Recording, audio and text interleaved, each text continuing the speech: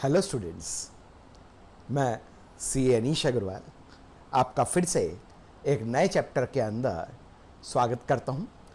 हम लोग paper number 1 of CA foundation principle and practice of accounting के बारे में हम डिस्कस कर रहे थे। उसी डिस्कशन को आगे बढ़ाएंगे, पर आज हम एक नया चैप्टर डिस्कस करेंगे। हम लोग बिल्कुल फ्रेश चैप्टर डिस्कस करने जा रहे हैं। ये चैप्टर नंबर 10 है आपके सीए फाउंडेशन के मॉड्यूल के अंदर, जो आईसीएआई ने इशू किया है। क्या चैप्टर है हमारा? चैप्टर का नाम है कंपनी अकाउंट्स। कंपनी अकाउंट्स, उसका unit number 1 introduction to company accounts. हम बिल्कुल बेसिक के बारे में बात करेंगे। हम चैप्टर नंबर 10 कंपनी अकाउंट्स पढ़ेंगे और बिल्कुल basic introduction to company accounts discuss करने जा रहे हैं। ये चैप्टर आपने 12th में भी पढ़ रखा है। हम उसी को आगे कंटिन्यू वैसा का वैसा ही पढ़ेंगे। कुछ चीजें आपके लिए एक्स्ट्रा सीखेंगे सीए फाउंडेशन के हिसाब से, और काफी कुछ ये चैप्टर अपने 12th के सिलेबस से मिलता जुलता है। 90% वैसा ही है, थोड़ा बहुत डिफरेंस भी है। इसका वेटेज अगर एग्जाम में बात करूं तो ये 10 मार्क्स का वेटेज कम से कम रखता है। 10 to 20 मार्क्स के बीच में इसके ऊपर क्वेश्चंस आते हैं। चैप्टर शुरुआत करने से पहले आपको बता दूं कि इस चैप्टर के अंदर कंपनी अकाउंट्स के अंदर 3 यूनिट है। पहली यूनिट आज अपन स्टार्ट करने ही जा रहे हैं, जो कि आपके सामने है। क्या है? Introduction to company accounts. इसके अलावा 2 और यूनिट है। एक है issue, forfeiture and reissue of share. Forfeiture and reissue of share. और एक जो हम पढ़ेंगे वो है डिबेंचर। तो हम बात कर सकते हैं कि यूनिट 1, यूनिट 2 हमारे लिए है issue, forfeiture and reissue of share, और आखिरी में है यूनिट 3, थर्ड यूनिट डिबेंचर। ये तीनों मिलाकर कंपनी अकाउंट्स का हमारा सिलेबस बनाते हैं सीए फाउंडेशन का, और अप्रोक्सीमेटली 10 to 20 मार्क्स का वेटेज रखते हैं। हमारे 12th से मिलता जुलता है। इसी 12 में कंपनी अकाउंट्स तो बदलेगी नहीं, जो थी वो की वही रहेगी। तो चलिए शुरुआत करते हैं हम सीखना। सबसे पहले हम डिस्कस करेंगे need of company. Introduction part में हम लोग डिस्कस करने जा रहे हैं what is the need of company. हमें कंपनी की आवश्यकता क्यों है? What is the need of company? क्यों जरूरत पड़ गई कंपनी की? देखिएगा, सबसे पहले नीड ऑफ कंपनी को समझने से पहले मैं आपको याद दिला देता हूं कि बिजनेस करने के अलग अलग तरीके हो सकते हैं। सबसे पहला होता है प्रोप्राइटरशिप। प्रोप्राइटरशिप जिसमें इंडिविजुअल पर्सन, एक व्यक्ति ही काम करता है, अपना खुद का काम करता है।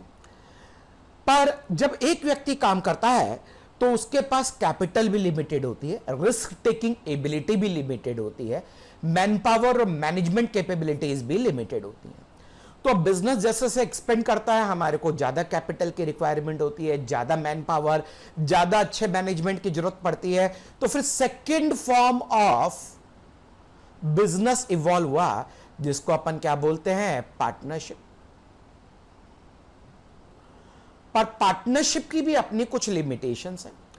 सबसे पहली लिमिटेशन आपके लिए पार्टनरशिप में भी मैक्सिमम नंबर ऑफ पार्टनर 50 हो सकते हैं। रूल 10 कंपनीज रूल 2014 के अकॉर्डिंग ज्यादा से ज्यादा कितने हो सकते हैं? 50। वैसे तो कंपनीज एक्ट के अंदर कह रखा है कि maximum number of partners in firm can be 100 और as limited by central government. मतलब सेंट्रल गवर्नमेंट को एक पावर दे रखी है कि 100 की लिमिट तक में वो कितने भी पार्टनर प्रेस्क्राइब कर सकती है।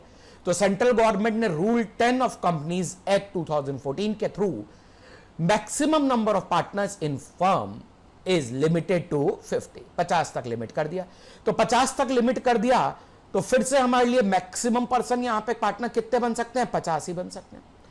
हमें तो बहुत कैपिटल चाहिए, क्योंकि देखो ह्यूमंस हमेशा ग्रोथ की सोचते हैं, और सिंपल सी बात है कि आदमी का नेचर है कि उसको और ग्रोथ बिजनेस को और बड़ा कैसे बनाए, ये उसको देखना होता है।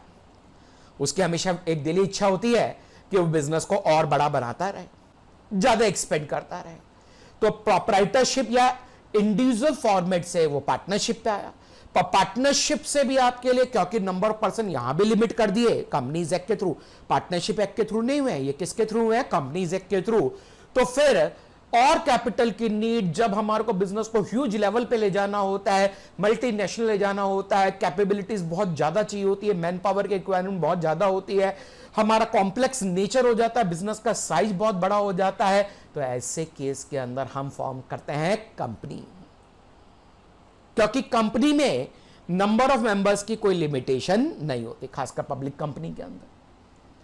तो चलिए पहले तो अपन समझते हैं नीड ऑफ कंपनी। जैसा हमारे को यहां लिखा हुआ है, देख रहे हैं आप, नीड ऑफ कंपनी।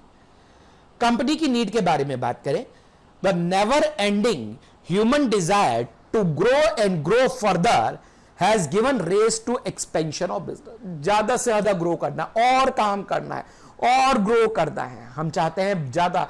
भाई पार्टनरशिप में पहले तो कंपनीज एक्ट के अकॉर्डिंग, जो कंपनीज एक्ट 1956 था, उसमें तो लिमिट 10 और 20 की कर रखी थी banking and non banking business के अंदर। पर कंपनीज एक्ट 2013 ने इस लिमिट को 50 कर दिया। वैसे तो कंपनीज एक्ट के अंदर तो 100 है, पर कंपनीज रूल के अंदर सेंट्रल गवर्नमेंट को परमिशन दी थी कि 100 के लिमिट के अंदर जितने पार्टनर्स वो प्रिस्क्राइब करना चाहे कर दे। तो रूल 10 के according maximum number of partners in A firm can B 50। इसीलिए जब हमारे को बहुत ज्यादा ग्रोथ की जरूरत होती है, कैपिटल बहुत ज्यादा चाहिए, एक आदमी की लिमिटेड एबिलिटी होती है, रिस्क टेकिंग एबिलिटी भी लिमिटेड होती है, मैनेजमेंट के अंदर आपके लिए कंट्रीब्यूट करने की कैपेबिलिटी भी लिमिटेड होती है, तो ऐसे केस के अंदर बनाने लगे कंपनी। जैसे जैसे बिजनेस को ग्रो करना चाह रहे हैं और ज्यादा ग्रो करना चाह रहे हैं, large amount of money, modern technology, large human contribution etcetera is required for it, which is not possible to arrange under partnership and proprietorship। Partnership and proprietorship के अंदर ये पॉसिबल नहीं होता है कि बहुत ही ह्यूज कैपिटल, कंपनी के अंदर हजारों करोड़ रुपए की जरूरत पड़ती है, जिसमें कैपिटल कंट्रीब्यूशन के लिए कई एक एक कंपनी के अंदर लाखों मेंबर्स होते हैं, लाखों शेयर होल्डर्स होते हैं। तो वो सब मिला के कॉन्ट्रीब्यूट करते हैं, तब जाके आपके लिए वो पैसा आता है। यहां तक कि उसके बाद भी हम लोग फाइनेंस कराते हैं कंपनी, बैंकिंग कंपनी से, फाइनेंशियल इंस्टीट्यूशन से आप पैसा और उधार भी लेते हैं अपने बिजनेस को एक्सपेंड करने के लिए, बिजनेस को लार्ज स्केल पे चलाने के लिए, जो कि पार्टनरशिप और प्रोप्राइटरशिप में संभव नहीं है। सेक्शन 464 ऑफ कंपनीज एक्ट 2013 आप देख रहे हैं, यहां पे लिखा हुआ है, कौन सा सेक्शन के बारे में लिखा हुआ है, 464। देखिए मैं अंडरलाइन कर देता हूं आपके लिए, सेक्शन 464, ये कंपनीज एक्ट 2013 का, gives power to central government to notify maximum number of partners in partnership firm within a limit of 100। 100 की लिमिट में जितने चाहे पार्टनर्स प्रिस्क्राइब किए कर सकते हैं। ऐसा आपके लिए सेक्शन 464 ऑफ कंपनीज एक्ट 2013 ने हमें बोला है कि 464 के according maximum number of partners can be in firm is limited to 100 और प्रिस्क्राइब्ड बाय सेंट्रल गवर्नमेंट। तो under the power of central government framed rule 10, क्या बनाया सेंट्रल गवर्नमेंट ने, rule 10, companies miscellaneous rule 2014 of Indian Companies Act 2013 and set the maximum limit of number of partners in partnership firm as 50। Maximum कितने कर दिए partnership firm के अंदर, 50 व्यक्ति कर दिए कि 50 से ज्यादा व्यक्ति नहीं हो सकते। टू ओवरकम दिस डिफिकल्टी कि भाई 50 से ज्यादा नहीं हो सकते, 50 जो कंट्रीब्यूट कर पाएंगे वहीं तक, उसी लेवल तक बिजनेस को ले पाएंगे। हमें बिजनेस को बहुत ग्रो करना है, हमें बिजनेस को बहुत आगे ले जाना है। सबसे पहले कंपनी लाने का ऑब्जेक्टिव ये था, पर और भी कुछ ऑब्जेक्टिव होते हैं जो लेटर ऑन पढ़ेंगे।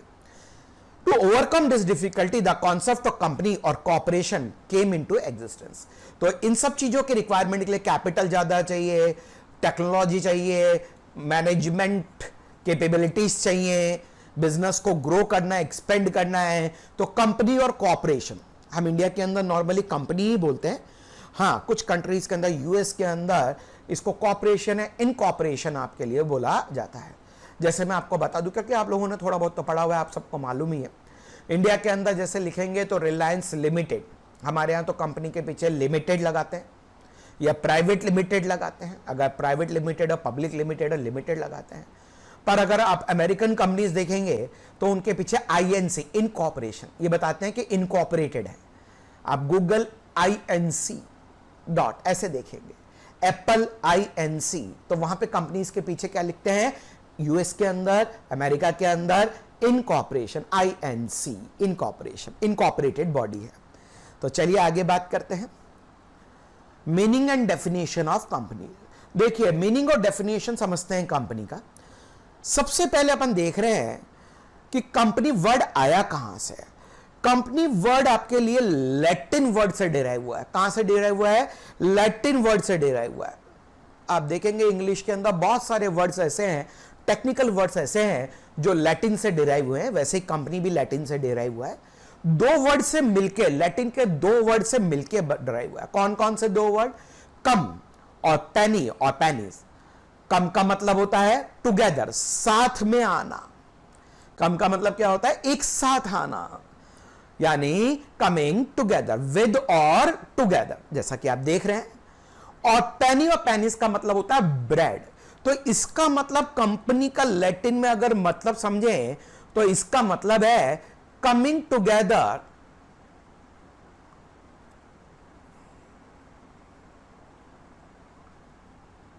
For earning bread. ब्रेड का मतलब होता है लाइवलीहुड या जीवन यापन के लिए, लाइवलीहुड या जीवन यापन के लिए जो भी आवश्यक काम है वो हम कर रहे हैं, ये इसके लिए हम साथ में आ रहे हैं। तो coming together for earning the bread, यानी खाना पीना कमाने के लिए। खाना पीना मतलब ब्रेड का मतलब ये नहीं है कि जो ब्रेड हम खाते हैं उसको कमाना है केवल। ब्रेड का मतलब ये है कि हमारे लाइवलीहुड को कमाने के लिए, हमारे जीवन यापन को करने के लिए लोग इकट्ठे होते हैं और साथ में काम करते हैं, इसीलिए इसको कंपनी बोला। दो वर्ड से मिलकर बना है कंपनी, एक कम और दूसरा वर्ड पेनी। ये दोनों लैटिन वर्ड है। पेनी एक्चुअल वर्ड पेनिस है जो आपके लिए लैटिन वर्ड से लिया हुआ है, जिसका मतलब होता है ब्रेड, लोफ, यानी कि ब्रेड का टुकड़ा। ठीक, तो याद रखिएगा coming together for earning the bread, Latin में इसका ये मतलब होता है। पर कंपनीज एक्ट को डिफाइन भी किया गया है। Definition of companies act as per companies act 2013, company की definition as per companies act 2013 के अकॉर्डिंग अपन डिस्कस करते हैं कि कंपनीज एक्ट 2013 के अकॉर्डिंग कंपनी को किस तरीके से डिफाइन किया गया है। Companies termed as a company which is formed and incorporated under companies act 2013 और an existing company formed and registered under any previous company law. देखो ये डेफिनेशन बहुत सिंपल सी और बहुत ही आपके लिए सरल भाषा में लिखी गई है, पर इससे ज्यादा कुछ समझ में नहीं आता। कंपनी क्या है, जो कंपनीज एक्ट 2013 के अंदर इनकॉर्पोरेट हुई हो, या इससे पहले जो एक्ट हुआ करते थे, कंपनीज एक्ट 2013 से पहले कंपनीज एक्ट 1956 या उससे कोई पुराना एक्ट, उसके अंदर जो रजिस्टर हुई हो वो सभी मिलके क्या कहलाएंगी, कंपनी कहलाएंगी। तो इससे डेफिनेशन से हमें बहुत कुछ क्लियर नहीं है। क्या बोला, जो कंपनीज एक्ट 2013 सेक्शन 2 के अंदर ये डेफिनेशन दी गई है, क्या बोला, सेक्शन 2 के अंदर बहुत सारी चीजें डिफाइन की गई है जिसके अंदर कंपनी के बारे में बताया गया है। कंपनीज एक्ट 2013 सेक्शंस आपको याद रखने की जरूरत नहीं है, ये तो मैं सिर्फ आपके रेफरेंस के लिए, समझ के लिए बता रहा हूं। कंपनीज एक्ट 2013 में क्या बोला है, companies termed as a company which is formed and incorporated under companies act 2013। Companies act 2013 के अंदर जो इनकॉर्पोरेट हुई है, फॉर्म हुई है, रजिस्टर हुई है, सिंपल सा मतलब है। और एन एग्जिस्टिंग कंपनी, जो पहले से ही कंपनी है, कंपनीज एक्ट 2013 से पहले, 2013 तो अभी गया है, तो उससे पहले भी जो कंपनियां थी, registered, formed and registered under any previous company law, जो पहले किसी कंपनी लॉ के अंदर फॉर्म हुई हो, ये आपके लिए स्टैट्यूट के अंदर, लॉ के अंदर डिफाइन किया गया है किसको, कंपनी को, कि कंपनी क्या है, या तो कंपनीज एक्ट 2013 में फॉर्म या रजिस्टर हुई हो, या इससे पहले जो एक्ट है उनमें वो रजिस्टर हुई हो। तो इससे कुछ ज्यादा समझ में आता नहीं है कि क्या कंपनी का कैरेक्टरिस्टिक है, हम उस चीज को ज्यादा समझ नहीं पाते हैं। तो इसीलिए हम कुछ ऐसे जुडिशियल डिसीजंस देखेंगे जिनमें इंग्लिश कोर्ट के अंदर, ब्रिटेन के अंदर, आपको मालूम होगा हमारे ज्यादातर एक्ट ब्रिटिश एक्ट से डिराइव्ड है। India was colony of Britain, तो वहीं से डिराइव्ड है, तो हमारी डेफिनेशन उसके कैरेक्टरिस्टिक कंपनी के भी वहीं से डिराइव्ड है। तो हम कुछ जुडिशियल डिसीजन देख रहे हैं। ये जुडिशियल डिसीजन जो ब्रिटिश कोर्ट के द्वारा प्रोनाउंस किए गए और वहां पे कंपनी को डिफाइन कैसे कैसे किया गया, ये हम देखने जा रहे हैं। तो definition of company as per judicial decisions के अकॉर्डिंग कंपनी को कैसे डिफाइन किया गया। हम सबसे पहली डेफिनेशन देख रहे हैं जस्टिस मार्शल की डेफिनेशन। जस्टिस मार्शल ने एक केस के अंदर कंपनी को डिफाइन किया, क्या बोला, एक corporation is an artificial being. Company या कॉर्पोरेशन, मैंने बोला दोनों में से कुछ भी बोल सकते हैं, यहां पे उसको कॉर्पोरेशन बोला। Corporation is an artificial being. क्या बोला, ये एक आर्टिफिशियल बीइंग, एक्चुअल नहीं है, नेचुरल नहीं है, आर्टिफिशियल बीइंग है। इनविजिबल, उसे देख नहीं सकते। इंटेंजिबल, ऑब्वियसली इनविजिबल है, इंटेंजिबल है, उसका कोई शेप एंड साइज नहीं होता। And existing only in contemplation of law, यानी कि लॉ के अंदर ही उसका एग्जिस्टेंस है और कहीं उसका एग्जिस्टेंस नहीं है। क्या बोला डेफिनेशन में, एक corporation is an artificial being. एक कॉर्पोरेशन क्या है, आर्टिफिशियल बीइंग, इनविजिबल, इनविजिबल है, जिसे देख नहीं सकते, इंटेंजिबल, छू नहीं सकते, और किसकी लॉ के, किसके आईज में ये एग्जिस्ट करती है, सिर्फ लॉ की आईज में एग्जिस्ट करती है, यानी लॉ इसको क्रिएट करता है। तो ये हमारे को डेफिनेशन बताई। इससे ये दो तीन चीजें क्लियर है। पहला, आर्टिफिशियल पर्सन है कंपनी, दूसरा इनविजिबल और इंटेंजिबल है, और तीसरा it is created by law and exist only in contemplation of law. दूसरी डेफिनेशन देख रहे हैं अपन, ये लॉर्ड जस्टिस हैने के द्वारा दी गई डेफिनेशन है। इन्होंने डेफिनेशन क्या दी, एन आर्टिफिशियल पर्सन, अगेन ये तो क्लियर है पहली डेफिनेशन सभी कि आर्टिफिशियल पर्सन है, क्रिएटेड बाय लॉ। किसने क्रिएट किया है, क्रिएटेड बाय लॉ। ये आर्टिफिशियल पर्सन है पहला, created by law, with perpetual succession. Perpetual succession यानी कंटिन्यूस चलती ही रहेगी, खत्म नहीं होगी कंपनी, खत्म केवल by the act of law. इसे डिसॉल्व कर सकते हो, वाइंड अप कर सकते हो, ये अपने आप खत्म नहीं होगी। एंड एक कॉमन सील, और कंपनी के पास क्या होती है, एक कॉमन सील भी होती है जो कि उसके सिग्नेचर के रूप में काम करती है, क्योंकि it's an artificial person. Common seal, जब फिजिकल क्लासेस स्टार्ट होंगे तो आपको दिखाऊंगा कॉमन सील। नॉर्मल सील की तरह नहीं होती है, थोड़ी डिफरेंट होती है, हमारे स्टेपलर की तरह होती है। उसमें कंपनी का नाम एनग्रेव्ड होता है, जिस भी पेपर पे उसको लगाया जाता है, और जो पर्सन ऑथराइज होता है उसको लगाने के लिए उस पर साइन कर दे साथ में, तो मान लिया जाता है कि कंपनी ने उस पेपर के ऊपर साइन किया है। तो ये हम बाद में बात करेंगे। तो कुछ कैरेक्टरिस्टिक्स तो आपके लिए इन डेफिनेशन से हमारे सामने है। तो हम देखते हैं कि क्या क्या कैरेक्टरिस्टिक होते हैं कंपनी के, वास्तव में कैरेक्टरिस्टिक्स क्या क्या हैं, इनके बारे में हम डिस्कस कर रहे हैं। Salient features of a company, what are the salient features of the company, ये हम बात कर रहे हैं। कैरेक्टरिस्टिक्स ऑफ कंपनी बोले, salient features of the company बोले, इसके बारे में डिस्कस हम करेंगे। सबसे पहला फीचर जो हमें इन डेफिनेशन से हमें समझ में आता है, that is company is N incorporated association. Incorporated का मतलब रजिस्टर्ड एसोसिएशन। ये सिर्फ लॉ के ऑपरेशंस के थ्रू एग्जिस्टेंस में आती है, और लॉ के प्रोविजंस में आप रजिस्टर्ड नहीं होते जब तक, तब तक कंपनी एग्जिस्टेंस में नहीं आ सकती। यानी incorporated association, association means group of person who have registered themself. कहां पे आपको रजिस्टर कराना पड़ता है, इंडिया के अंदर मिनिस्ट्री ऑफ कॉर्पोरेट अफेयर्स के अंदर आपको रजिस्टर कराना पड़ता है, और उनका ऑफिस होता है आपके लिए, जो भी आपके लिए ऑफिसेज है हर स्टेट के कैपिटल के अंदर ये ऑफिस होता है। जैसे राजस्थान में जयपुर के अंदर है, तो मिनिस्ट्री ऑफ एमसीए के ऑफिस के अंदर आपको रजिस्टर कराना पड़ता है।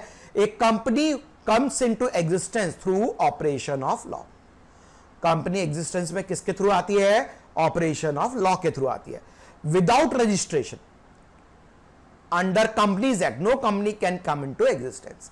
यानी कि आपको रजिस्ट्रेशन तो कराना पड़ेगा अपना, पहले नेम क्लॉज, आपको नाम आपके लिए रजिस्टर कराना पड़ता है, फिर उसके बाद आपको article of association, memorandum of association, capital clause, capital क्या होगी, ये सब आपको रजिस्टर कराना पड़ता है, तो ही आपके लिए कंपनी एग्जिस्टेंस में आ जाती है। जब तक कि आपको सर्टिफिकेट ऑफ इनकॉर्पोरेशन नहीं मिलता, तब तक कंपनी एग्जिस्टेंस में नहीं आती है। सेकंड कैरेक्टरिस्टिक के बारे में बात करेंगे, आर्टिफिशियल पर्सन। देखो artificial person, obviously company God ने तो बनाई नहीं है, भगवान ने तो बनाई नहीं है, ये ह्यूमन क्रिएशन है, ह्यूमन का माइंड का क्रिएशन है, ऑपरेशन ऑफ लॉ के थ्रू ये क्रिएट होती है। तो ये एक्चुअल पर्सन तो है नहीं, आर्टिफिशियल पर्सन है जिसका कोई shape, no shape, invisible, intangible, यानी इंटेंजिबल होती है, इनविजिबल होती है, उसे देख नहीं सकते अपन, आर्टिफिशियल पर्सन है। लॉ में रजिस्टर होने पे आपके लिए क्रिएट होती है। By sanction of law a company is granted certain rights and obligation as that a person. Company एक पर्सन होती है पर आर्टिफिशियल पर्सन होती है। Thus company is an artificial person incorporated under law. ये आर्टिफिशियल पर्सन है, actual person नहीं है, हम मानते पर्सन है इसको। कानून के अंदर, लॉ के अंदर, कंपनीज एक्ट 2013 के अंदर हम इसको एक डिफरेंट पर्सन के रूप में ट्रीट करते हैं, पर ये एक्चुअल पर्सन नहीं है, it's an artificial person created by the law. तीसरे कैरेक्टरिस्टिक के बारे में बात करेंगे, third characteristic, separate legal entity. Company has a separate legal entity. क्या मतलब हुआ? कंपनी और उसके मेंबर्स दोनों सेपरेट होते हैं। कौन कौन सेपरेट बोल रहा हूं? एक तो company and its members, members मतलब शेयर होल्डर्स, दोनों सेपरेट होते हैं। कंपनी अपने नाम पर एसेट्स खरीद सकती है, किसी को स्यू कर सकती है, कंपनी को स्यू किया जा सकता है, उस पर केस फाइल किया जा सकता है कंपनी के ऊपर। कंपनी पे केस, मेंबर पे केस नहीं होता, शेयर होल्डर पे केस नहीं होता। कंपनी अलग है, शेयर होल्डर अलग है। अगर किसी कारण से कंपनी घाटे में चल जाती है तो जो भी लाइबिलिटीज है कंपनी की, that will be paid only through assets of the company. Members की पर्सनल एसेट्स के ऊपर कोई इंपैक्ट नहीं आएगा। तो कंपनी अलग है और मेंबर्स अलग है। A company is a distinct and separate from its member. Member मतलब share holder who constituted, therefore being separate business entity, एक सेपरेट बिजनेस एंटिटी है कंपनी मेंबर से।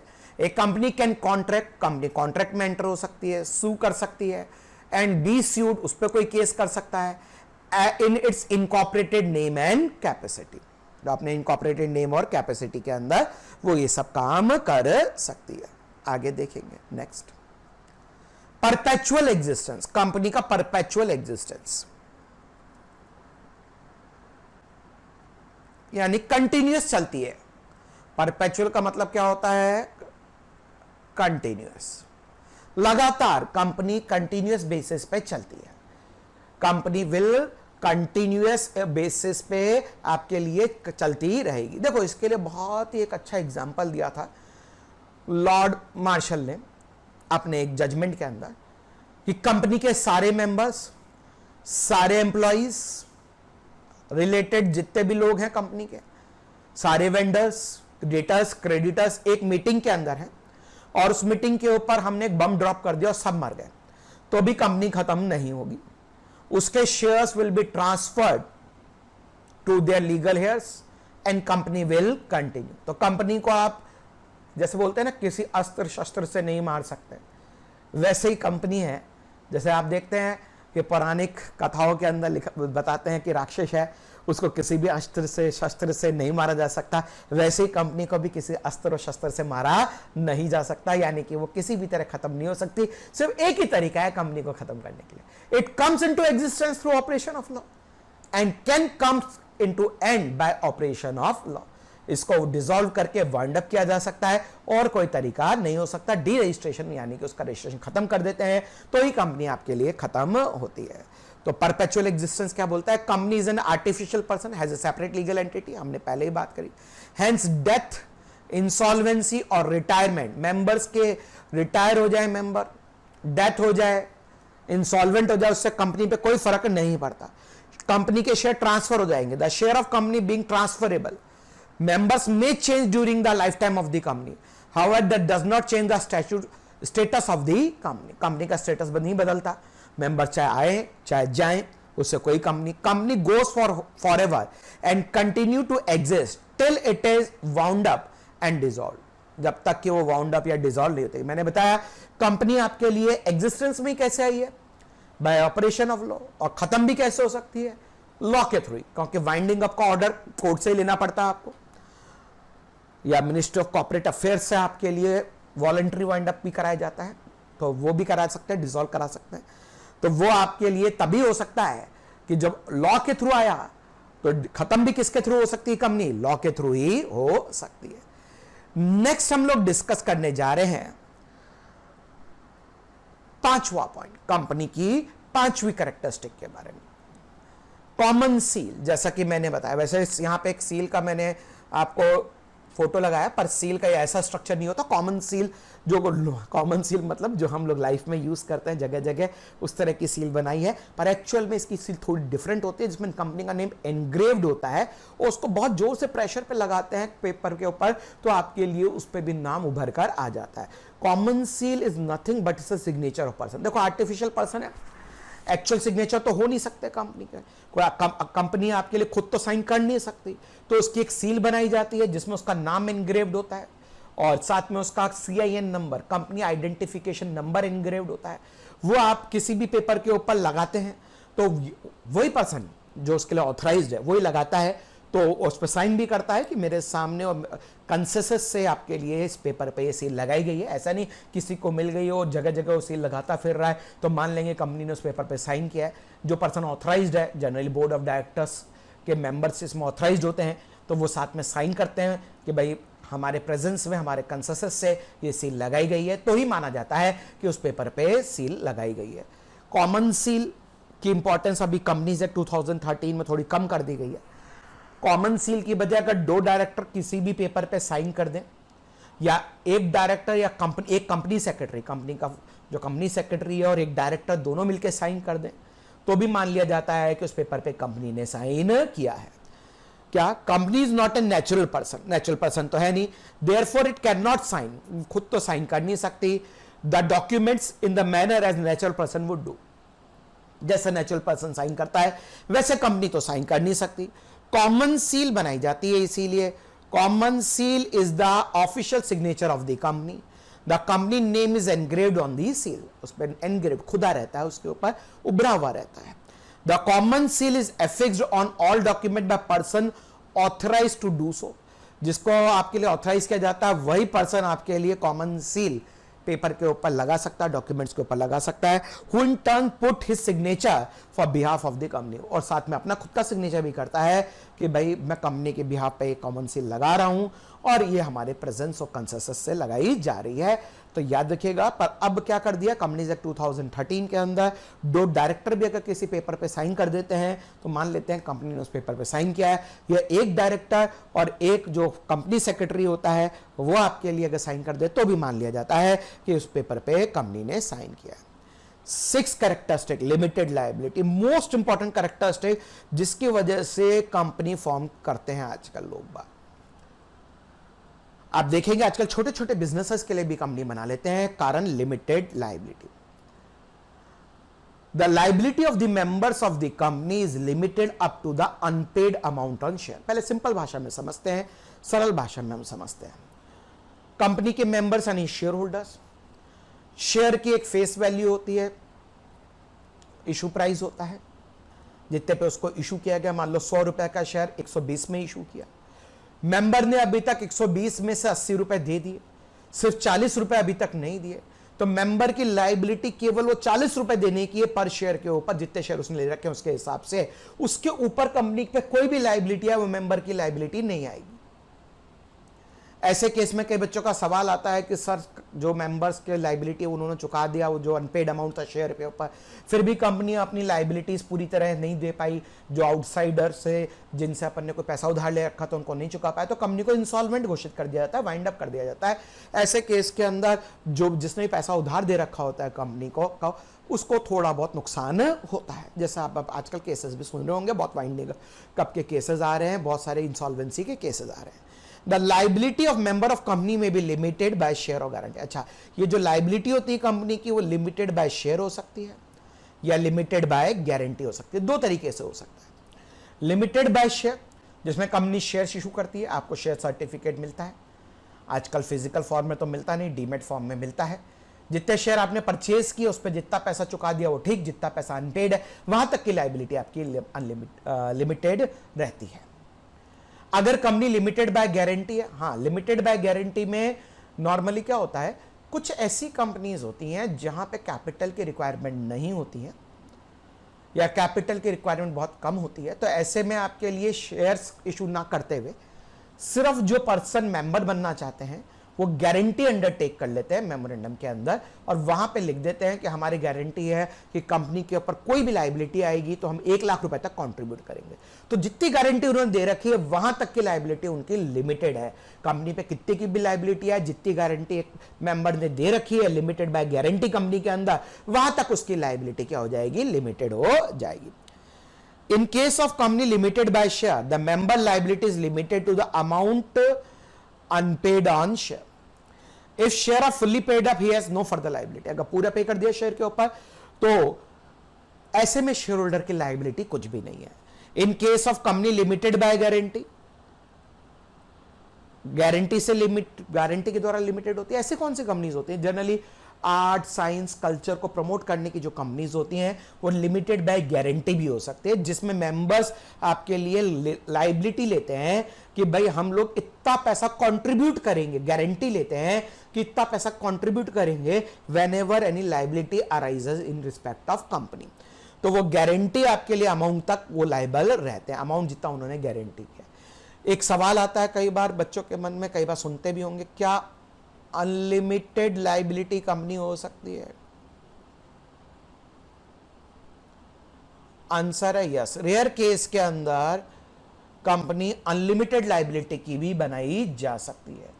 नॉर्मली ऐसी कंपनी जो अनलिमिटेड लायबिलिटी की, वो किसी पर्टिकुलर केस के अंदर, बहुत ही रेयर केस के अंदर बनाई जाती है, कहीं कहीं आपके लिए रिक्वायरमेंट होती है, इसीलिए कंपनी के अनलिमिटेड लायबिलिटी का के लिए भी दिया जाता है, जहां पे आपके लिए मेंबर जो होते हैं वो लिमिटेड नंबर होते हैं, वो अंडरटेक करते हैं कि हमारी लायबिलिटी, पर्सनल लायबिलिटी भी रहेगी अगर कंपनी को किसी तरह की लायबिलिटी आती है। तो ऐसी कंपनीज को limited liability, unlimited liability company कहा जाता है, और ऐसी कंपनियों के पीछे अनलिमिटेड लायबिलिटी लिखा जाता है।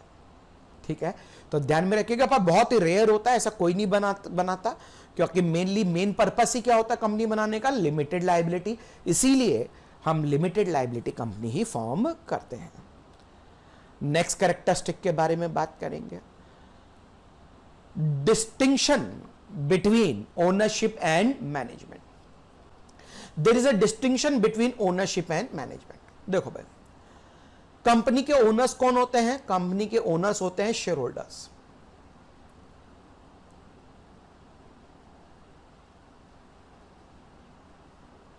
कंपनी के ओनर्स कौन होते हैं? Share holders. अब शेयर होल्डर्स बहुत लार्ज नंबर में होते हैं, बहुत ज्यादा होते हैं, और ज्योग्राफिकली बहुत स्कैटर्ड होते हैं। इंडिया में हो सकते हैं, बाहर हो सकते हैं, इंडिया में भी जगह जगह स्कैटर्ड हो सकते हैं, और इनका नंबर लैक्स के अंदर, कई कई जगह करोड़ के अंदर भी जाता है। रिलायंस इंडस्ट्रीज, उसके शेयर होल्डर करोड़ों में। क्या सब मिलकर बिजनेस चलाएंगे? ऐसा पॉसिबल है कि करोड़ों लोग मिलकर एक साथ काम करेंगे? ओनर कहलाते हैं शेयर होल्डर्स, पर बिजनेस नहीं चला सकते, क्योंकि आपने सुना होगा कि टू मैनी कुक, बहुत सारे लोग एक साथ मिलकर खाना बनाए तो खाना गड़बड़ कर ही देंगे, क्योंकि एक को मालूम नमक डाल चुके हैं, उसने दूसरे ने भी नमक डाल दिया खाने के अंदर। हजारों लोग मिलकर आपसे कहा जाए कि दाल बना लो भाई, 1000 लोग मिलकर कह दो कि डिश बनाओ, सब मिलकर बनाओ, तो कोई क्या डाल रहा है, कोई क्या डाल रहा है, किसी को याद ही नहीं पड़ रही क्या हो गया, तो फिर आपके लिए खराब होना ही होना है। ऐसे बिजनेस के अंदर है, अगर सब मिलकर चलाएं तो पहली बात तो ये प्रैक्टिकली पॉसिबल नहीं है, और ऐसे में बिजनेस में खींचातानी के अलावा कुछ नहीं होगा। तो इसीलिए मेंबर्स या ओनर्स अलग होते हैं कंपनी के अंदर, और मैनेजमेंट सेपरेट किया जाता है। ऑब्वियसली मैनेजमेंट अपॉइंट कौन करता है? मेंबर्स ही करते हैं, ओनर्स ही करते हैं, शेयर होल्डर्स ही करते हैं। मैनेजमेंट मतलब यहां पे बोर्ड ऑफ डायरेक्टर्स को अपॉइंट कर दिया जाता है, जो कि कंपनी को रन करते हैं। तो इसीलिए कहते हैं there is a distinction between ownership and management. Generally, every shareholder member do not participate in day-to-day affairs of working and administration of the company. Hence, ownership of the company is different from its management. The board of director, mainly कौन, board of director, इसलिए board of directors के लिए हम meeting करते हुए मैंने एक photo भी लगाई है, is elected representative body of shareholder of the company and manage the affairs of the company. वो अफेयर्स आपके लिए मैनेज करते हैं, वो रिप्रेजेंटेटिव होते हैं और आपके बोर्ड ऑफ डायरेक्टर्स मीटिंग्स के थ्रू वो रिपोर्ट दे देते हैं। बोर्ड ऑफ डायरेक्टर्स की रिपोर्ट कंपनी के फाइनेंशियल परफॉर्मेंस, उनके प्लान, जो कि अप्रूवल शेयर होल्डर से ही मिलती है, एजीएम ईजीएम करके। नेक्स्ट है, company is not a citizen. Company किसी भी कंट्री की सिटीजन नहीं होती है, पर्सन होती है कंपनी। हमने बोला आर्टिफिशियल पर्सन होती है, but company is not a citizen. Company citizen नहीं है, किसी भी देश की नागरिक नहीं है। हम कहते हैं इंडियन कंपनी, तो इसका मतलब होता है इंडिया के अंदर इनकॉर्पोरेटेड है। इसका मतलब यह नहीं है कि इंडिया की वो सिटीजन है, क्योंकि सिटीजन के कुछ फंडामेंटल राइट्स होते हैं, वो फंडामेंटल राइट्स कंपनी के पास नहीं होते हैं। यह बात आपको ध्यान में रखना है। एक company is not a citizen either under constitution, constitution में भी सिटीजन नहीं है, और नई सिटीजनशिप एक्ट 1955 के अंदर वो सिटीजन है। The constitution provide certain fundamental rights to citizen. Fundamental rights होते हैं, ड्यूटीज होते हैं, आपने सिविक्स के अंदर बचपन में पढ़ा होगा। एक company can not enjoy those fundamental right, वो फंडामेंटल राइट नहीं होते। राइट टू स्पीक होता है, राइट टू ओन प्रॉपर्टी वगैरह, बहुत फंडामेंटल राइट्स हैं which are expressly available to citizens only. Fundamental rights और ड्यूटीज सिटीजन्स की होती हैं। हाँ, जो राइट्स कंपनीज एक्ट 2013 में दे रखा है, वो राइट तो रहेंगे कंपनी के पास, और वो ड्यूटीज भी रहेंगी जो कंपनीज एक्ट 2013 में। पर सिटीजन के लिए जो सिटीजनशिप एक्ट में राइट्स दे रखे हैं या कॉन्स्टिट्यूशन ने जो राइट्स दे रखे हैं, वो राइट्स या ड्यूटीज नहीं होती कंपनी की। चलिए आगे देखते हैं। नेक्स्ट कैरेक्टरिस्टिक के बारे में बात करेंगे, ट्रांसफरेबिलिटी ऑफ शेयर्स। कंपनी के शेयर्स आप इजीली ट्रांसफर कर सकते हो, एक मेंबर से दूसरे मेंबर, मेंबर में कम इन, मेंबर में गो आउट। आप शेयर को ट्रांसफर एक जने से दूसरे जने कर सकते हो, पर हां, प्राइवेट लिमिटेड कंपनीज के अंदर देयर आर सर्टेन रिस्ट्रिक्शन। देखो, हम यहां पे कंपेयर कर रहे हैं पार्टनरशिप के अंदर। पार्टनरशिप के अंदर म्यूचुअल एजेंसी होती है।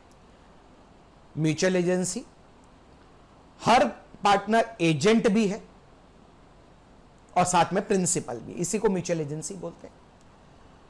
अगर कोई पार्टनर बिजनेस छोड़ना चाहता है तो उसको पार्टनरशिप फर्म के परमिशन लेनी होती है, या कोई नया पार्टनर एडमिट होना चाह रहा है तो आपके लिए सभी पार्टनर्स की कंसेंट होना जरूरी है, या फिर पार्टनरशिप डीड में जैसा मेंशन किया है वैसा हो सकता है। पर कंपनी में ऐसा जरूरी नहीं है। मेरे पास रिलायंस इंडस्ट्रीज का शेयर है, मेरे को बेचना है किसी को, मेरे को किसी से पूछने की जरूरत नहीं है, मैं बेच सकता हूं, मैं मेंबर के रूप में हट जाऊंगा, जिसने खरीदा शेयर वो ऑटोमेटिकली उस कंपनी का मेंबर बन जाएगा। तो फ्रीली ट्रांसफरेबल होता है शेयर, यानी कि आप आसानी से, हाँ, कुछ केसेस के अंदर प्राइवेट कंपनी के अंदर there are certain restriction imposed by companies act 2013, जिसके अंदर, उन रिस्ट्रिक्शंस के अंदर उनको ट्रांसफर कर सकते हो। The capital is contributed bye the share holder through the subscription of share. Such shares are transferable by its member except in case of private limited company which has certain restriction on transferability. Private limited में कुछ restrictions है जो कि हम आगे देखेंगे भी। Next characteristic के बारे में बात करेंगे, मेंटेनेंस ऑफ बुक्स। कंपनी को अपनी बुक्स हेड ऑफिस के अंदर, एचओ के अंदर, हेड ऑफिस के अंदर मेंटेन करनी कंपलसरी होती है। कौन कौन से बुक्स और कौन कौन से फाइनेंशियल स्टेटमेंट मेंटेन करना है, ये भी कंपनीज एक्ट के अंदर प्रिस्क्राइब कर रखा है, जो हम आगे पढ़ेंगे इसी चैप्टर में।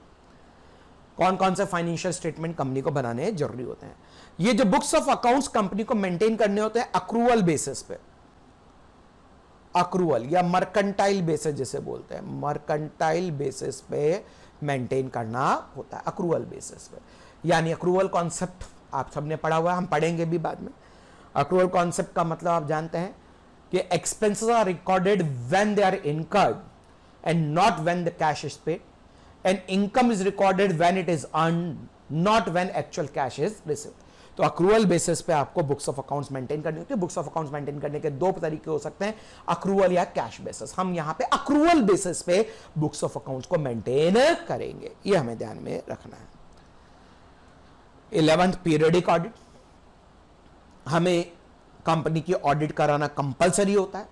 ऑडिट क्या होता है, वैसे पूरा सब्जेक्ट पढ़ोगे सी इंटरमीडिएट के अंदर, नेक्स्ट लेवल ऑफ के अंदर।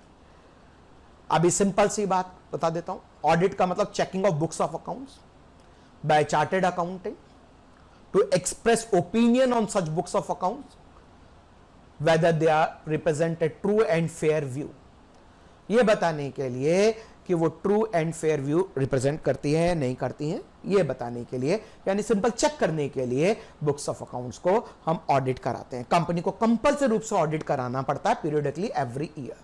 ए company has to gets its periodically audited through the chartered accountant appointed for the purpose by the shareholder on recommendation of board of directors, यानी कि बोर्ड ऑफ डायरेक्टर रिकमेंड करता है, share holder appoint करते हैं और वो chartered accountant books of account को audit करके अपनी ओपिनियन देता है उसके बारे में, और वो ओपिनियन शेयर होल्डर्स के एजीएम वगैरह में प्रेजेंट की जाती है।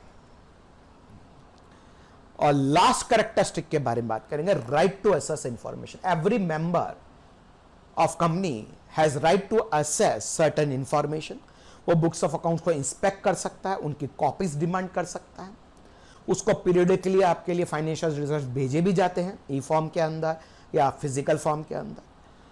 पर ऐसा नहीं कि जब चाहे उठ के चले गए और कहा कि हमें तो बुक्स ऑफ अकाउंट इंस्पेक्ट करते हैं, करेंगे हम तो।